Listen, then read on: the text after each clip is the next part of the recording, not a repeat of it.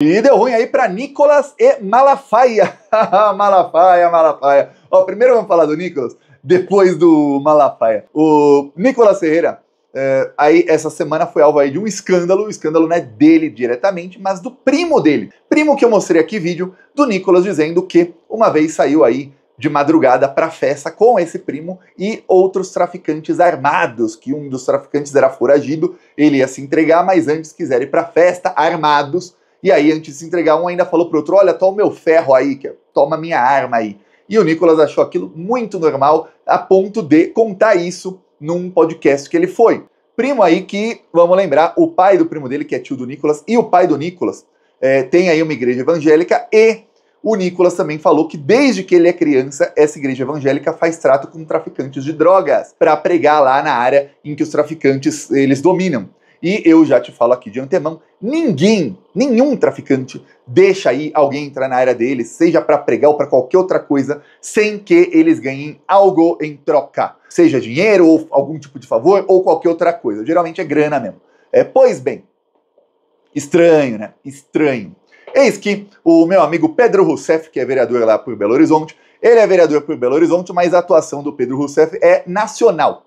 Ele atua muito por Belo Horizonte, todos os dias aí ele está anunciando projetos de lei ou alguma coisa aí sobre a cidade dele, mas ele também vai para cima no âmbito nacional. E olha, se o PT tivesse uns 100 igual o Pedro Rousseff, e eu falo sempre que no caso ele é vereador, então o PT tem milhares de vereadores. Se tivesse uns 100 igual a ele, olha, a vida da extrema-direita estaria mais difícil. Se tivesse uns 10 deputados federais iguais, com uma atuação igual a do Pedro Rousseff como vereador, olha, a vida do bolsonarismo seria muito pior, mas seria muito mais difícil. Pedro Rousseff anunciou aí que acionou o Tribunal de Contas da União para investigar as emendas que o Nicolas Ferreira enviou para o pai do seu primo traficante. Se você não está sabendo, eu vou te mostrar aqui o vídeo do próprio Nicolas Ferreira, a não ser que ele tenha apagado, mas aí eu mostro uma cópia do vídeo, né? Mas é melhor mostrar direto dele, de que ele enviou aí R$1,5 milhão de emenda para o tio dele. No vídeo, ele não cita que o tio dele é tio dele, ele só cita que está enviando aí emendas para a saúde da cidade. Vamos ver aqui se tem o vídeo. Tem, Nicolas não apagou não. Aqui com vocês, Nicolas Ferreira. Recebi no gabinete de Belo Horizonte nosso pré-candidato a prefeito de Nova Serrana, Enéas. Não falo o sobrenome, né? Anunciei a destinação de R$1 milhão para a área da saúde e 500 mil para pavimentação de vias. O dinheiro do pagador de impostos retornando para o mesmo. E aí tá aqui o Nicolas e tal, não vou mostrar aqui o vídeo que ele colocou musiquinha, e aí pode ter direitos autorais à música e aí dá ruim no YouTube. Mas, enfim, o Nicolas em nenhum momento no vídeo ele fala, ô tio, não. Em nenhum momento ele cita que é tio dele, que é irmão do pai dele, que é pai do primo traficante dele, em nenhum momento. Então, eu falei aqui faz alguns dias, o Pedro também teve a mesma ideia, ouviu aqui o Plantão Brasil e falou, quer saber? Vamos pedir aí para que o Tribunal de Contas da União investigue essas emendas. Se você não sabe, o Tribunal de Contas da União, a função dele e da Controladoria Geral da União, que é a CGU, é investigar se teve aí dinheiro roubado em emendas parlamentares e em repasses que são feitos com dinheiro público. Qualquer dinheiro, mesmo que não seja emenda. Dou um exemplo, o deputado mandou, vamos supor que um deputado aí, vou inventar aqui um apelido qualquer, Nicoca. O deputado Nicoca vai lá e envia aí R$1,5 milhão de para um parente seu. Não estou falando do Nicolas, hein? E vamos supor que esse parente pegou todo o dinheiro e roubou. E não fez nada com esse dinheiro. Ou pior, desviou o dinheiro para tráfico de drogas. Imagina isso. Verba pública, dinheiro que nós pagamos de imposto, sendo desviado para traficantes de drogas. Pois bem, o Tribunal de Contas da União vai lá e fala, pô, essa verba era para quê? Ah, era para tal área. Então vamos ver. Foi onde destinada essa verba? Foi para um hospital? Se foi para um hospital, foi para fazer o quê no hospital? Reformou? Comprou equipamento? Comprou aí insumos? Se comprou de quem? Comprou por quanto? Cadê? Onde está? Quando foi feita a entrega? Etc, etc. Ah, o resto foi o quê? Para pavimentar vias, tá? Quais vias? Quantos metros quadrados tem essas vias? Quanto custou a pavimentação aí por metro quadrado de cada uma dessas vias? Foi pavimentado mesmo? Ou, vamos lembrar no governo Bolsonaro teve verba aí de parlamentares bolsonaristas, que o Flávio Dino já mandou investigar já faz alguns meses, que era do Bolsolão, que tinham rodovias aí federais e estaduais também, que o governo Bolsonaro repavimentou, e aí depois de 6 meses foram lá tirar foto e não tinham pavimentado nada. Pagaram milhões para pavimentar aí algumas BRs, inclusive em Minas Gerais.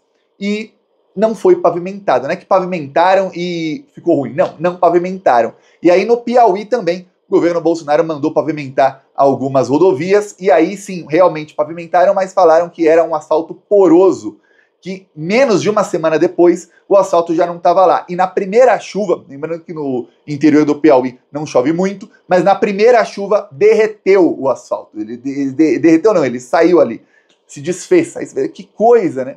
Que coisa, o governo Bolsonaro. Então, será que o deputado Nicoca, se cometeu alguma coisa errada? Se cometeu, o Tribunal de Contas da União que investiga. Por isso que o Pedro Rousseff colocou ali o Tribunal de Contas da União. Também tem a Controladoria Geral da União, que investiga emendas parlamentares. Porém, a Controladoria Geral da União não tem o mesmo poder que o TCU. O TCU tem poder aí de pedir cassação de mandato, de pedir um monte de coisa. Não é o mesmo poder da Justiça Comum, mas o TCU, quando faz aí as suas investigações, envia sempre tudo para a Procuradoria-Geral da República. No caso, infelizmente, o atual Procurador-Geral da República é uma lesma manca. Imagina uma lesma, a lesma tem perna, bom, se for uma centopeia, né? Manca, é isso aí, o nosso atual Procurador-Geral da República. Ele parece estar com o freio de mão puxado sempre na hora de ir para cima da extrema-direita, né? Você vê aí que, olha, para prender um Braga Neto foi, teve que cometer crime pra caramba. Agora, para ir para cima da Carla Zambelli não foi, para ir para cima de Eduardo Bolsonaro deixou ele fugir e cometer um monte de crime nos Estados Unidos e ficar lá impune, para ir para cima aí de outros a família Bolsonaro não foi. A própria Michelle Bolsonaro tem aí até áudios do vídeo, tem inúmeros registros da Polícia Federal de que ela estava cometendo crimes com cartão corporativo. O PGR, nada, mas veremos aí se no caso do Nicolas Ferreira ele trabalha, mas não precisa dele, tá? Porque no caso isso aí é só para depois. Porque no caso do Tribunal de Contas da União, quem investiga é o Ministério Público junto ao Tribunal de Contas da União, que tem lá, ao meu ver, quem deveria ser o Procurador-Geral da República, que é o Furtado. O senhor Furtado, parece até o nome do Chaves, ele é um procurador que ele vai para cima da Lava Jato, ele vai para cima do Bolsonaro, ele vai para cima de toda a extrema-direita, ele não quer saber, ele vai para cima, sem medo, mas aí a Globo vai xingar ele, não tá nem aí, ele vai para cima. Já o nosso atual Procurador-Geral da República, que foi a indicação do Gilmar Mendes e do Alexandre de Moraes, que eles que indicaram aí o nome, falaram pro Lula, esse cara é melhor do que os outros aí que são cotados para vaga, não é. Então, a ver aí se o Lula troca em setembro e coloca alguém, não precisa ser o Lucas Furtado, Bruno Furtado do TCU, mas pode ser qualquer outro procurador. Então, tá difícil ser pior aí que o atual PGR. Lembrando que ontem o juiz da Lava Jato, Bretas, Marcelo Bretas, recebeu aí a maior punição que tem do CNJ, que foi a aposentadoria compulsória. O Procurador-Geral da República pediu uma punição mais branda, menor para o Bretas. Ele não ia receber a maior punição. Foi ali o CNJ quem decidiu por dar punição ao Bretas. Se dependesse do Gonê, o Bretas estaria ainda hoje como juiz. Seria suspenso ou coisa do tipo, mas ainda seria juiz. Lembrando que depois da aposentadoria compulsória começa um processo para que depois suspenda-se o pagamento de salários para o Bretas. Porque, olha, uma vergonha no Brasil, isso não existe em outros lugares do mundo, que o juiz, quando ele comete algum crime, a sua punição é aposentadoria compulsória. E aí você fala, pô, que coisa estranha. Uma vez, uma juíza do Nordeste colocou uma menina de 15 anos numa cela com 45 homens. Aí imagina o que aconteceu com a menina, né? O que você está imaginando aconteceu. Aí a juíza ficou 2 anos suspensa, aí ela voltou por 1 ano, aí depois ela foi aposentada compulsoriamente. A juíza deu uma entrevista à imprensa dizendo que a vida dela estava uma desgraça, que a vida dela financeira acabou, que ela estava com depressão. E você fala, peraí, ela foi suspensa com pagamento integral. O que essa juíza, o que muitos juízes do Brasil fazem, que a aposentadoria compulsória é um drama tão grande? De onde eles estão tirando mais grana do que o salário deles? Estranho, né? Brasil. Pois bem, voltando aí, você vê como eu usei esse caso aí do Bretas para mostrar como o Procurador-Geral da República tá lerdo. Mas o Tribunal de Contas da União não tá e vai para cima aí do Nicolas. Vamos ver o que mais vai aparecer do Nicolas. Lembrando que o jornalista que vazou tudo, que é o Diego Feijó, ele falou, ó, de onde veio esse vazamento contra o Nicolas, vem mais. Isso é só pontinha do iceberg. Então, Nicolas, que se prepare, que ele tem aí no bolsonarismo, principalmente na família Bolsonaro, rivais que o veem maior que o Bolsonaro e que querem destruí-lo. Pois bem, enquanto isso, o senhor Silas Malafaia, que está aí no meio de uma briga da família Bolsonaro, vamos lembrar que a Michelle Bolsonaro mandou demitir o Weingarten, que era ali o cara da comunicação do Jair Bolsonaro. Então ela mandou demitir o funcionário do marido. Depois disso, ninguém cortou contato com o Weingarten e o próprio Malafaia foi a Michelle Bolsonaro pedir para reconsiderar. A Michelle se isolou. Ao mesmo tempo, começaram aí as movimentações do Eduardo Bolsonaro, dizendo que ele é presidenciável, e vários jornalistas bolsonaristas dizendo que o Eduardo Bolsonaro está se cacifando para ser candidato à presidência e que a Michelle Bolsonaro não tem mais chance. Aí você vê como estão indo para cima da Michelle, né? E a Michelle vai contra-atacar, viu? Prepara.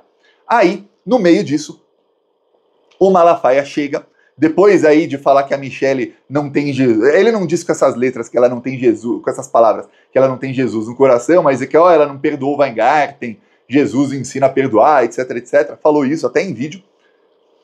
O Malafaia deu entrevista aí para Globo dizendo que,